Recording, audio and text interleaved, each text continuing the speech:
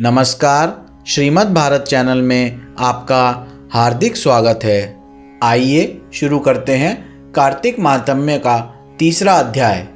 सत्यभामा बोली, हे भगवान, आप काल स्वरूप हैं और काल के संपूर्ण भाग समान हैं, तब फिर कार्तिक मास ही श्रेष्ठ क्यों है? सब तिथियों में एकादशी और सब महीनों में कार्तिक का महीना ही आपको प्रिय है। श्री कृष्ण बोले, हे कांते, तुमने अच्छा प्रश्न किया है। एकाग्रचित होकर बेन के पुत्र पृथु और महर्षि नारद का संवाद सुनो। जिसे पहले पृथु ने नारद से पूछा, तब नारद जी ने कार्तिक मास की श्रेष्ठता कही। नारद जी बोले, पहले सागर का पुत्र शंख नामक राक्षस त्रिलोकी के मंथन में समर्थ हुआ। उसने संपूर्ण देवताओं को जीत स्वर्ग से निकाल इंद्रादि संपूर्ण लोकपालों के अधिकार अपने हाथ में कर लिए। सब देवता उसके भय के मारे अपने अपने स्त्री पुत्र आदि लेकर बहुत वर्ष तक सुमेरु पर्वत की गुफाओं में वास करते रहे। जब देवता गुफाओं में रह रहे थे, तब शंखासुर ने विचार किया, मैंने देवताओं को जीत तो लिया है, तो भी वे बलवान मालूम होते हैं। हाँ, अब जान पड़ा कि वे सब वेद मंत्रों से युक्त हैं। इससे उनके वेद मंत्रों का हरण करने से वे सब बलहीन हो जाएंगे।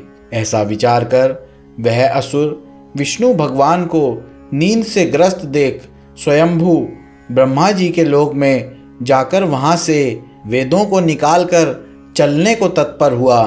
तब वे उसके भय के मारे यज्ञ के मंत्र और बीजों समेत जल में प्रवेश कर गए। तब तो वह शंखासुर भी उन्हें ढूंढता हुआ समुद्र के भीतर विचरने लगा, परंतु वे वेद एक स्थान पर कहीं भी प्राप्त न हुए। पीछे से ब्रह्मा जी सब देवताओं को संग ले और पूजा की सब सामग्री इकट्ठी कर बैकुंठ में विष्णु भगवान की शरण में गए। वहाँ उनको जगाने के निमित्त सब देवता गाने बजाने लगे और गंध धूप बार बार देने लगे। उनकी भक्ति से संतुष्ट होकर भगवान ने नेत्र खोले। तब देवताओं ने भगवान विष्णु के दर्शन किए और षोडशोपचार से पूजा करके दंडवत पृथ्वी पर गिर पड़े। तब तो माधव भगवान उनसे कहने लगे, हे देवगण, मैं तुम्हारे भजन कीर्तन आदि कार्यों से प्रसन्न हुआ हूँ। आप लोगों की मनोकामना मैं पूर्ण करूँगा।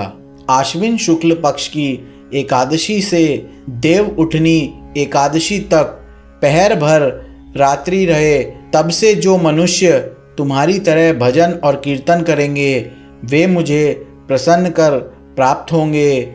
शंखासुर जिन वेदों को हर लाया है, वे सब जल में स्थित हैं। उन्हें मैं शंखासुर को मार कर लाऊंगा।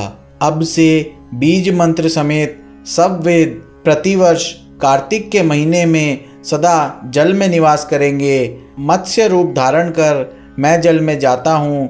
तुम संपूर्ण मुनियों को लेकर संग आओ। इस लोक में जो अच्छे मनुष्य प्रातःकाल स्नान करते हैं, वे निश्चय अक्षत स्नान के फल को प्राप्त होते हैं। जो कार्तिक में सदा व्रत करते हैं, उनको हे इंद्र, तुम मेरे लोक में पहुंचा दिया करो। हे यम, तुम सदा उनकी विघ्नों से रक्षा करते रहो। और हे वरुण, तुम उनको पुत्र पौत्र आदि देते रहो। हे कुबेर, तुम उनकी धन वृद्धि करो, जिससे मेरा रूप धारण कर साक्षात जीवन मुक्त हो जाएं। और हे अन्य देवताओं, जो जन्म से मरण तक उन बातों को धारण करते हैं, वे तुम्हारे द्वारा भी पूज्य हैं। जैसे तुमने मुझे एकादशी को जगाया है, इसीलिए यह तिथि सदा मनाने योग्य है। और इसी के साथ हमारे कार्तिक महात्म्य का तीसरा अध्याय भी समाप्त होता है। आप सब भी कार्तिक मास में नित्य ही कार्तिक महात्म्य को सुने, इससे अमोघ फल की प्राप्ति होती है। हरे कृष्णा।